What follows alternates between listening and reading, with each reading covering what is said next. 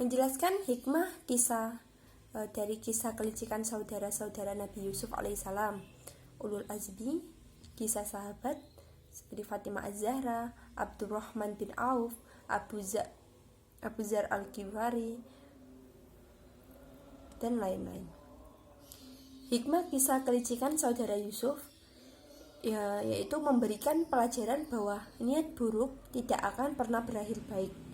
Seharusnya tidak ada iri antara saudara, tetapi dalam persaudaraan juga harus saling mengasihi dan menyayangi, serta mensupport semua kegiatan yang dilakukan oleh saudara-saudara.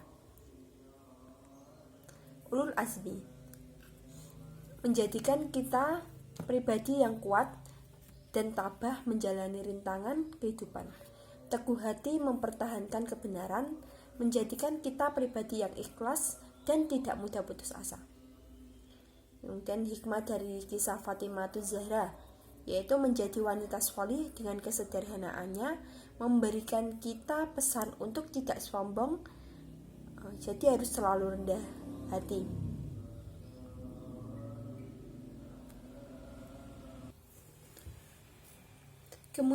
Kemunculan ilmu kalam dalam Islam berawal dari peristiwa tahkim atau arbitrase antara Ali bin Abi Thalib dan Muawiyah bin Abu Sufyan.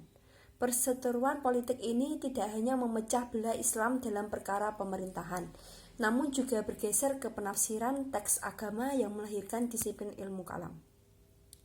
Secara definitif, ilmu kalam adalah ilmu yang mempelajari masalah ketuhanan atau akidah.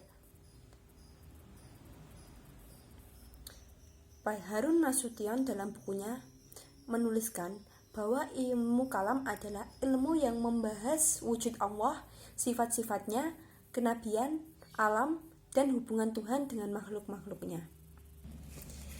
Di masa kenabian, tidak ada perdebatan mengenai perkara akidah dan ketuhanan. Nabi Muhammad merupakan rujukan yang tunggal. Orang-orang yang berselisih mendatangi beliau Nabi Muhammad SAW untuk mencari pencerahan, sehingga tidak ada perdebatan di kalangan sahabat mengenai perkara ketuhanan.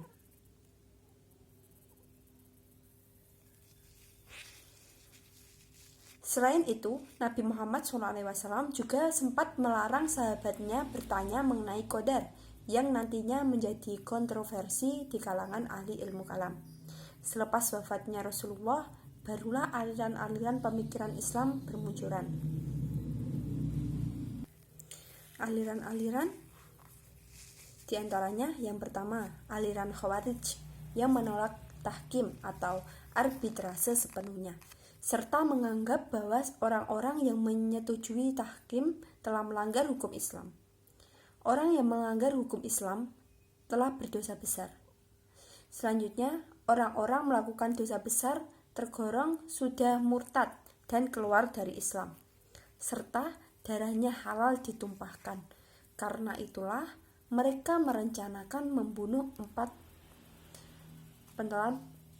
empat pelaku tahkim, yaitu Ali, Muawiyah, Amr bin As, dan Abu Musa al-Asy'ari. Namun yang berhasil dibunuh hanya Ali bin Abi Thalib. Yang kedua, aliran Murji'ah yang menyatakan bahwa orang yang berbuat dosa besar tetap mukmin dan tidak kafir.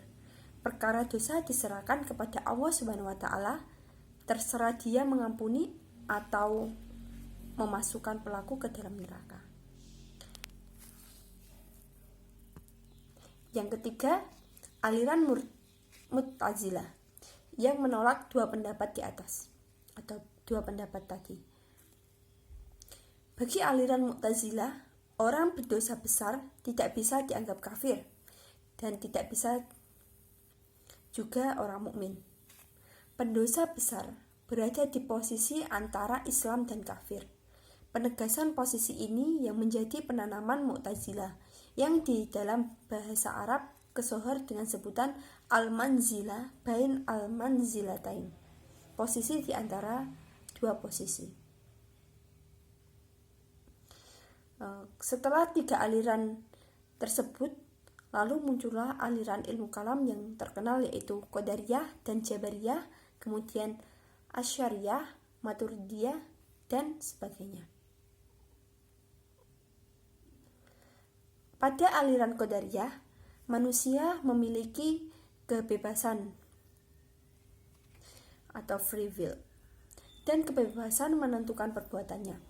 Sebaliknya, Jabariyah menganggap bahwa manusia ibarat hanya wayang yang digerakkan oleh dalang, tidak memiliki kehendak bebas atau fatalisme, dan tidak memiliki kebebasan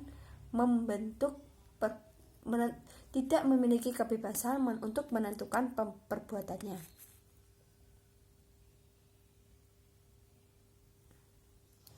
Pada perkembangannya, aliran ilmu kalam mengadopsi prinsip-prinsip filsafat Yunani untuk memahami akidah Islam. Namun, ahli ilmu kalam mutakalim tidak pernah keluar dari koridor Islam dan tetap memosisikan wahyu, yaitu Al-Quran dan hadis, sebagai sumber primernya.